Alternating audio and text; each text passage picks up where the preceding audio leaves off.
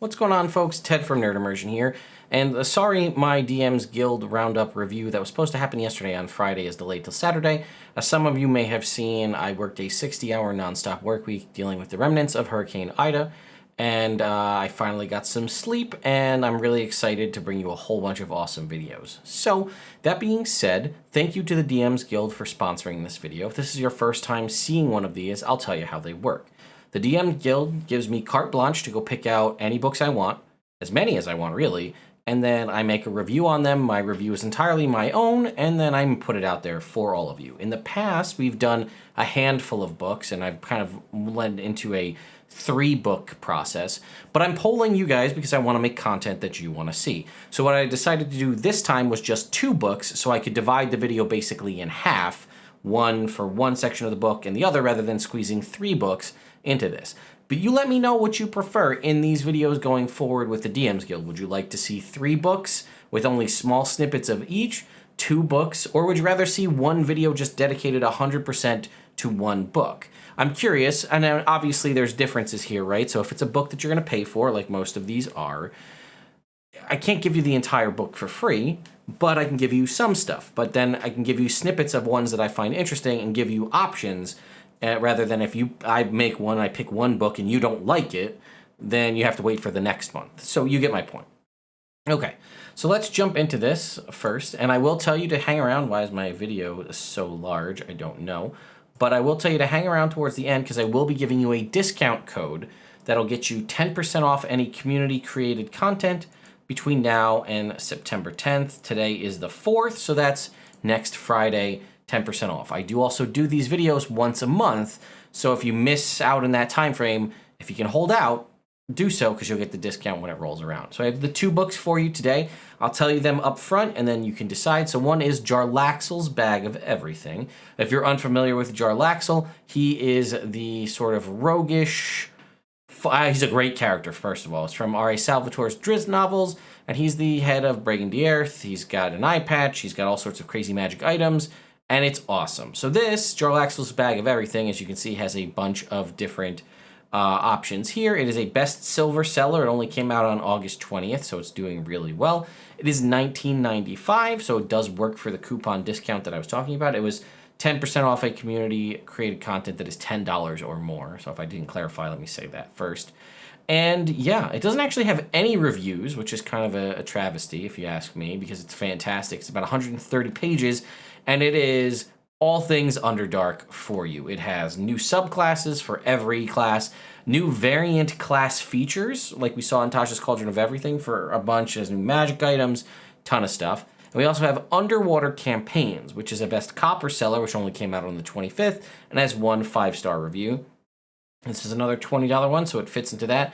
And I will tell you up front, for both of these folks, if you are planning to run an Underdark-themed campaign, a nautical or underwater themed campaign, either one, 100% get these books.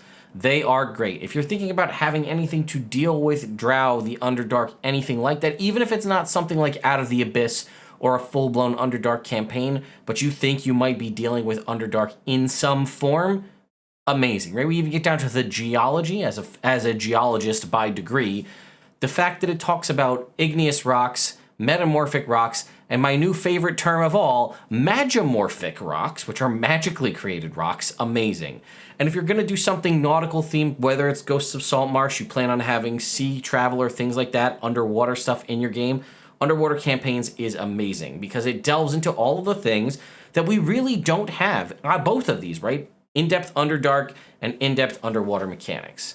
So let's go ahead and we'll start with Jarlaxle's guide, or Jarlaxle's bag, rather, of everything. First of all, folks, big, huge bonus points. We have bookmarks on our PDF. As you know, that is the simplest of things. Well, I guess it's not the simplest, right? It does take time, but it is a huge benefit, and it immediately shows me, and apparently my viewers, that you think this through. Because if I'm flipping this up on a PDF, a lot of the time, right, when I'm DMing, I might pull it up on my phone. And I don't want to be doing this, scrolling through, but if I can just tap on the bookmarks and go, oh, I want to go to spells, boop, and I'm there, that's huge. So bookmarks, folks, I'll tell you this up front, if you're going to put products out on the internet in PDF form, DM's Guild or not, add bookmarks. It's going to help immensely. So As we can see here, we do have all of the different character options. Now, one thing that I really like that they did is they took credit from like Tasha's Cauldron of Everything and added optional character class features or variant features for every single class. Nice to see the Artificer get some because they don't have any in Tasha's Cauldron, and they've added some new ones. And I picked out a couple that I wanted to show you. So I think I picked Bard as one. So we can see a couple of options here. Deadly Knowledge. Now, it doesn't state here whether they are additional features. It says they are. Or, like, sometimes there's a replacement feature as well where it replaces an existing feature. These are all just additional. You'll see a lot of them are additional spells, and most of them are the new spells that are added in this book. But Deadly Knowledge. Instead of traveling the world to gain the broad range of knowledge, you have an study death dealing, you have advantage on saving throws against poison, and have resistance against poison damage. Now, in my mind, that makes more sense to have that replace Jack of all trades, because that's what it seems like to me. But either way, I really like this one, especially the naming here. Let's zoom in a little bit. Stylish, this is a hard tongue twister here. Stylish Slip Up. Whenever you fail an ability check in which you have expertise, you gain inspiration. So I really like this because you still fail the ability check, even though you had expertise in it, but you're so stylish about it that it gives you inspiration. I really, really like that. And then we have Insult to Injury. When a creature fails its saving throw against a spell you cast, it has disadvantage on its next ability check or attack roll because you are literally adding insult to injury, maybe through some sort of, I wanted to say jest, but you're basically jabbing, mental jab. Anyway, so I thought that was really cool because I like the themes of these, and I have a bunch more I want to show off.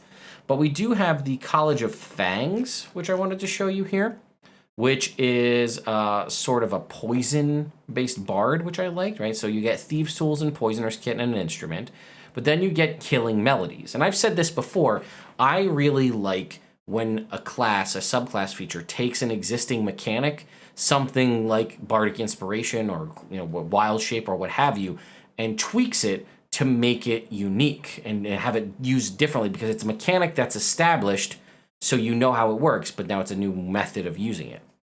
So, as a bonus action, you can expend one of your Bardic Inspirations, rolling a Bardic Inspiration die, and subtracting the number rolled from the creature's hit points. The creature must be within line of sight and must be within 60 feet of you. And it says the power of your music and words lethally wounds your enemy.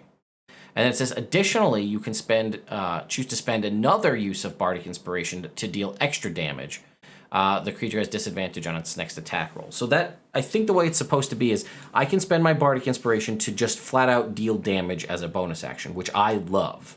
And then I could choose, if I want, to spend 2 of my Bardic Inspirations to damage them, and then it gets an amplified effect of giving them disadvantage on their next attack roll.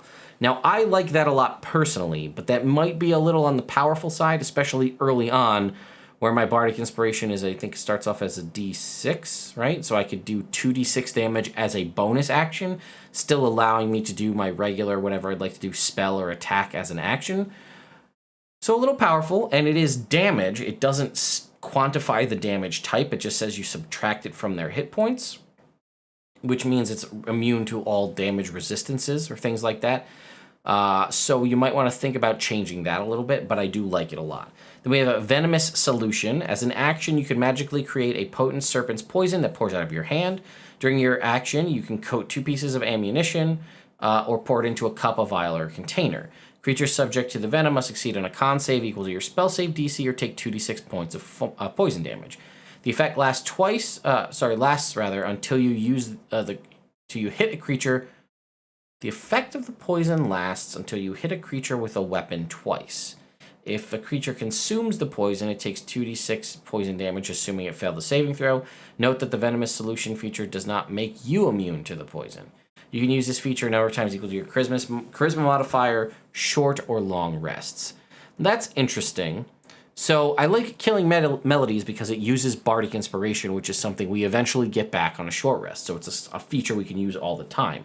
Having Venomous Solutions be charisma modifier times per short or long rest means there's really no downside to use this as often as possible. Now I get if it's fangs and poison and venom, you want to use that often, but that seems a little much. So it says you can coat a weapon or ammunition, and I guess that's what it's saying. If you coat a sword, you could swing twice and deal the extra poison damage.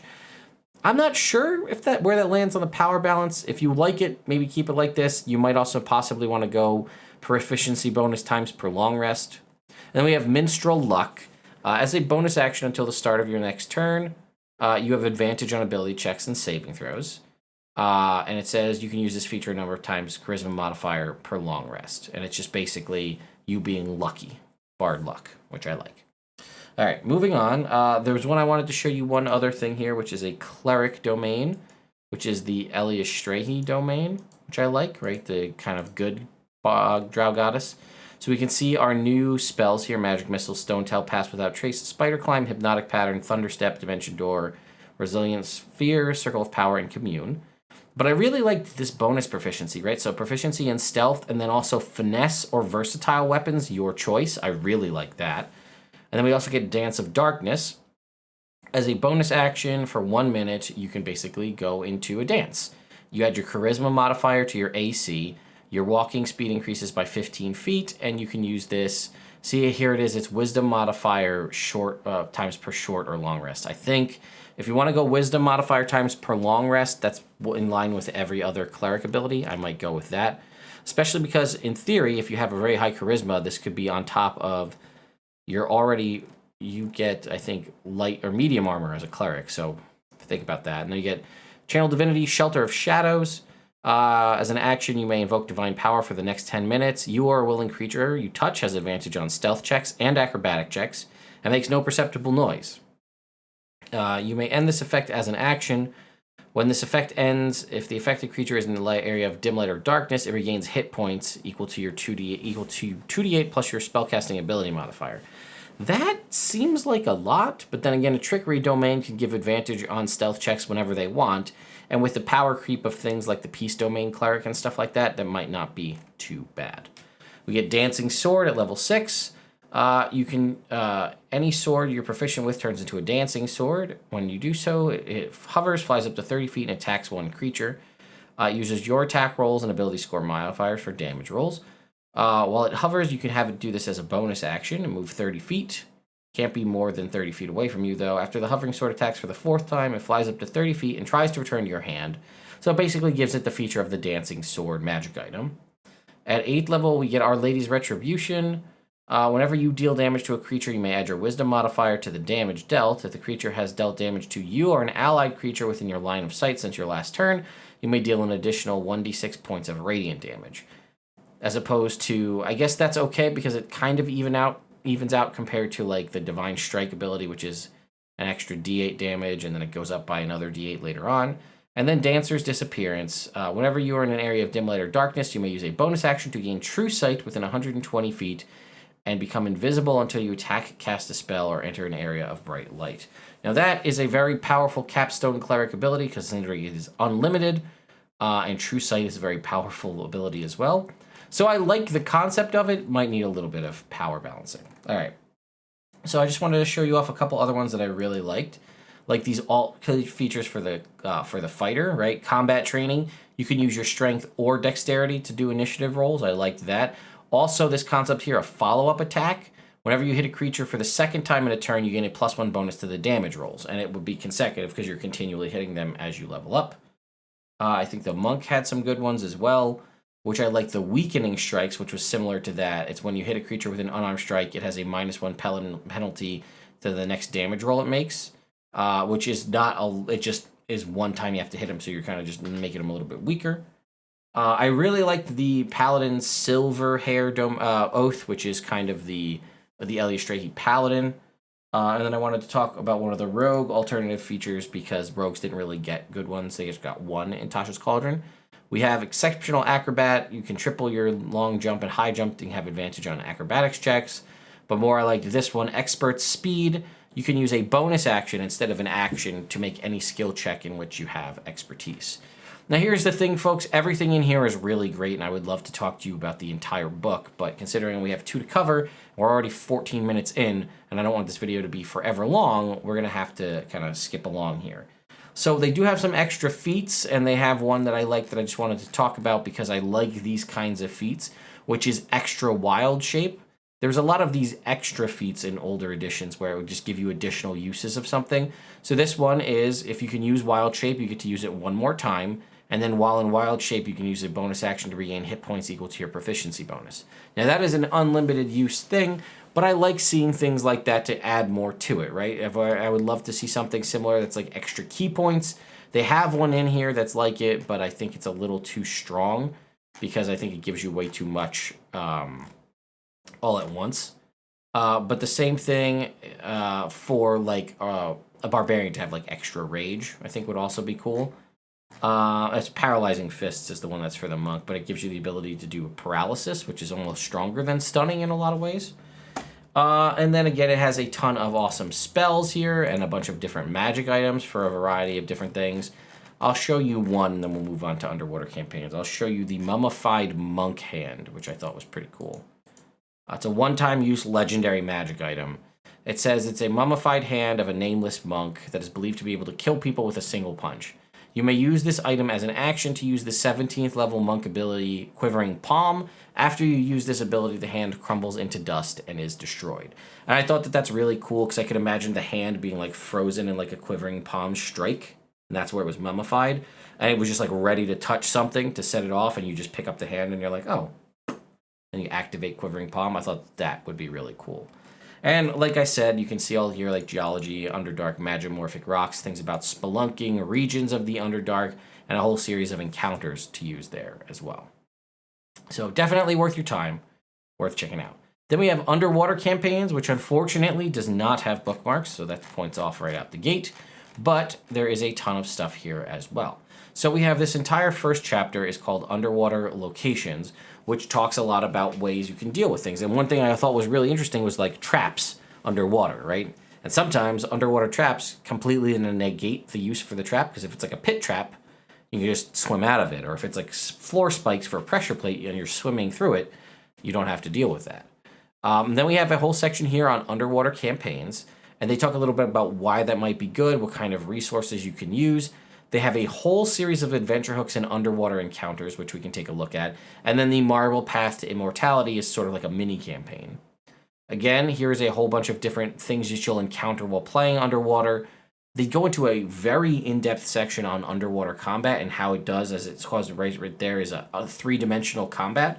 Because for the most part, when we're fighting on land, it's two-dimensional combat. Now, if there's flight, that does add a degree of it. But if you're in the middle of the ocean, you've got above and below and the sides. So being surrounded, you have three dimensions really to work through, because in front, behind, above, and below adds a whole new level to combat. And if you really want to try to make that truly immersive like that, no pun intended, you will need to think about all of those different dimensions. So let's skip ahead to... okay. So that's one thing. Give them some points back. It is clickable table of contents, so we can jump ahead. But again, once we're there, we can't jump back to the table of contents. So here you can see, again, we have a bunch of different things about fantasy underwater resources, whether they're different kinds of rocks or gemstones or things like that. Here is more about our underwater encounters. As you can see, quite a few here for a variety of different challenge ratings. We're currently at 10, 11, 13, 14, 15, 17, right? And here's the Marble Path to Immortality, little kind of mini campaign, if you will. Let me talk again. Here's more about underwater hazards, right? How different levels of buoyancy to deal with the cold water, how to deal with coral, right? Because coral can be a problem. Here's the different varieties of other kinds of coral, current, tides, light, vision, the different zones within the water, dehydration, drinking salt water, pressure from underwater, damaging by falling into water. You know what I mean? Like, these are all... Now, you might be saying to yourself, these are all very specific, but if you want to deal with, like, I'm sure all of these things come up in someone's game at a point. And I've done a couple of games where I've had the players be on a boat or on a ship, and had I had access to these tools, I might have thought about it, because I definitely had somebody fall off of a boat into the water, and it's like, do you do falling damage, or is it lessened because they're impacting the water? And then how do you want to handle that? Do you want to deal with dehydration on the boat? What happens if somebody does decide to drink salt water? Then we have a whole list of diseases, water-based diseases, and how to cure them. And then we have ones that, like, some of them are magic, and some of them are D&D versions of real-world ones, all right? So this is bat brain, which is from a brain-eating amoeba, right? We've got cholera. It's called Death Creeks in the D&D world, but it's basically scurvy. Gut boil is E. coli. We've got, they're calling it glass stomach, but typhoid, and you can scroll through and see right here, legionnaires, giardia. Here's about suffocating. Here's dealing with water hazards like icebergs and how to deal with those. Swimming on the surface, swimming underwater. How does that affect different things? Supernatural watered hazards. I mean, there is so undead hordes, right? Undead aren't affected by drowning, so that could be a thing in your game. And then here we are into underwater combat, and they talk about how you want to deal with what feats work underwater, what feats don't, which is realistically, right? You can't charge using the charger feat underwater unless you have a swim speed, because your swim speed's cut down. Does mobile work? Does the Keen Mind's direction sense work? How to use different skills underwater. Here's again, surrounded in 2 dimensions, but surrounded in 3 dimensions. You've got these people 5 feet above you. Here's you, and then 5 feet below you. And then we get into the interesting underwater equipment, which I really, really like some of this stuff. So I wanted to talk about it.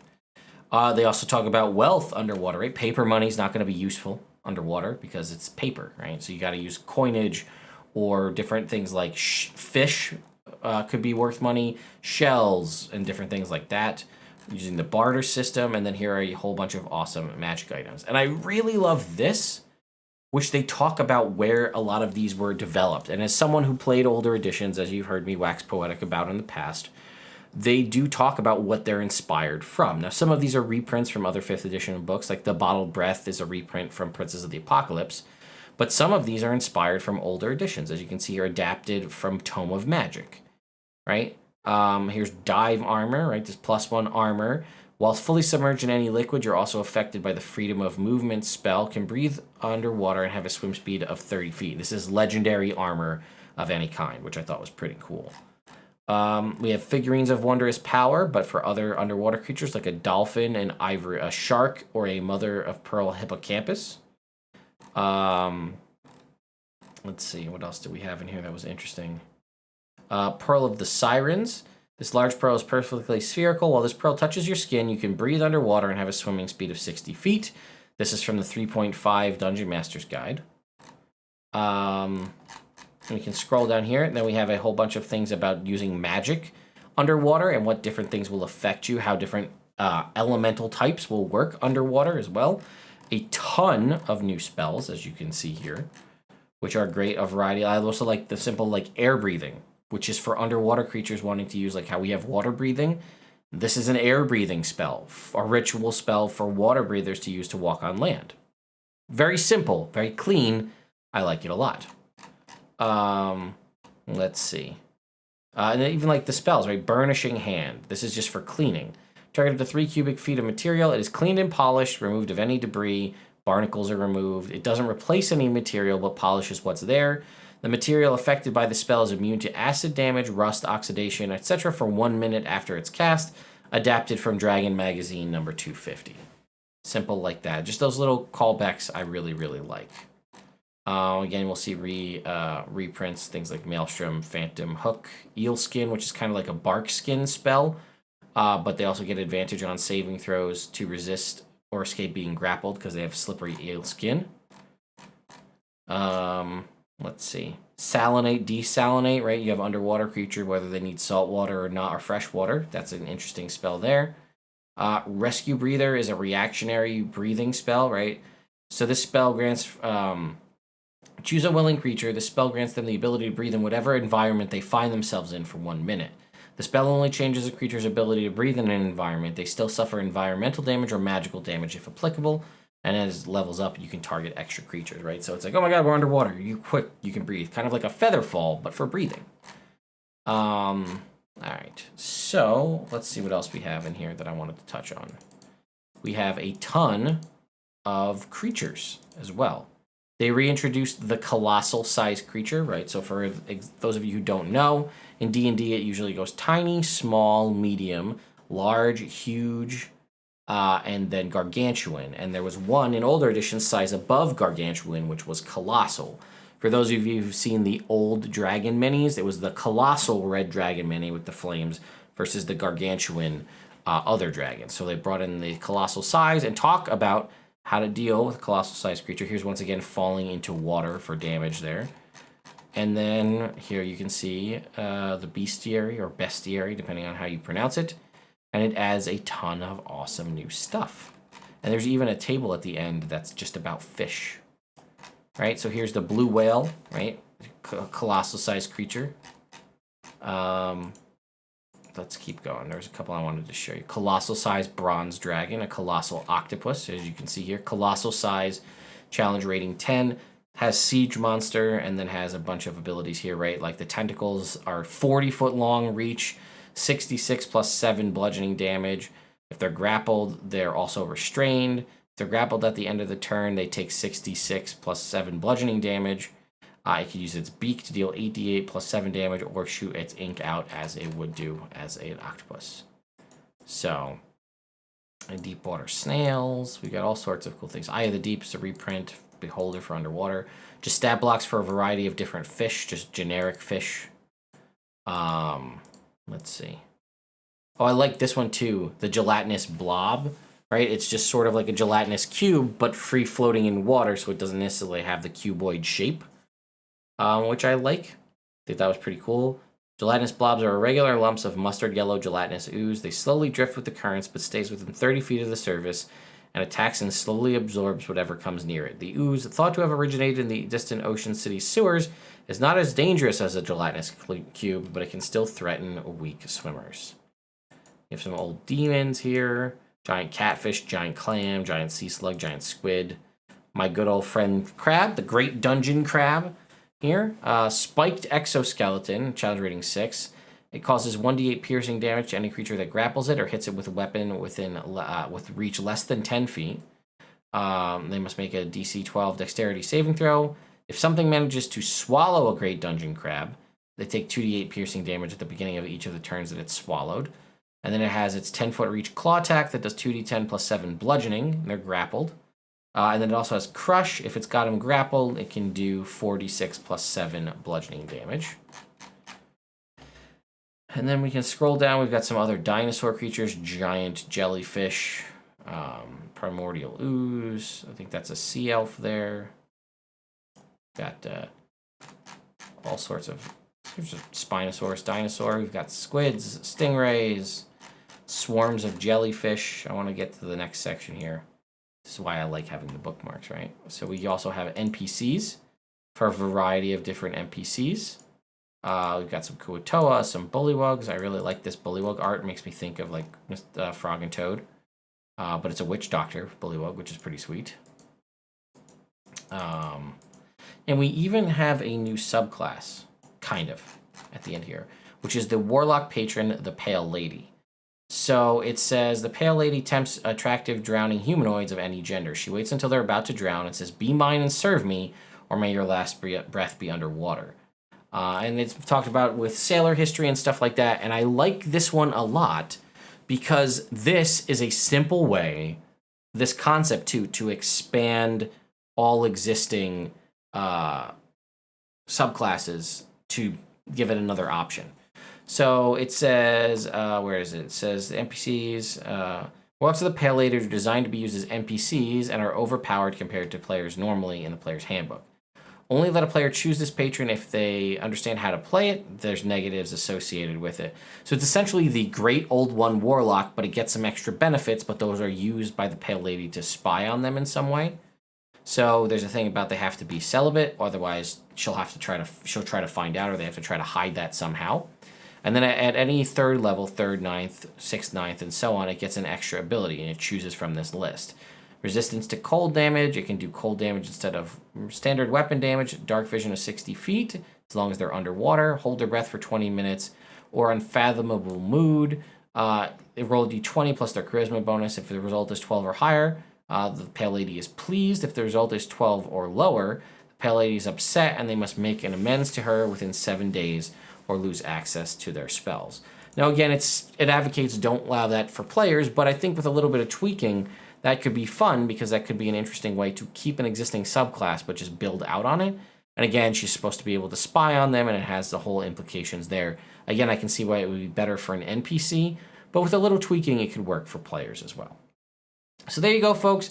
That is my first video post all of this craziness with the hurricane. And it was a little bit longer than I normally make these videos, but I wanted to cover them both in depth and get a little bit of both aspects for you for Jarlaxle's Bag of Everything and Underwater campaigns. So realizing that probably the next video I make for the DM's Guild Roundup review will be slightly shorter, I want to know, what do you guys think? Do you like this concept of focusing a little more on different aspects of 2 books, or just more quick hit stuff on several books? Because like I said, if there's less books here, more opportunity for you to find me to talk about ones that you might not like. But if there's more, I can't give you as much information on them. So anyway, let me know your thoughts in the comments down below. The coupon code is Jarlaxle10. That's JARLAXLE10. You type that in at the end, we'll get you 10% off your first or your $10 or more community purchase from the DM's Guild. I'll also put the information in the description as well. Thank you all so much for watching, and I'll see you next time.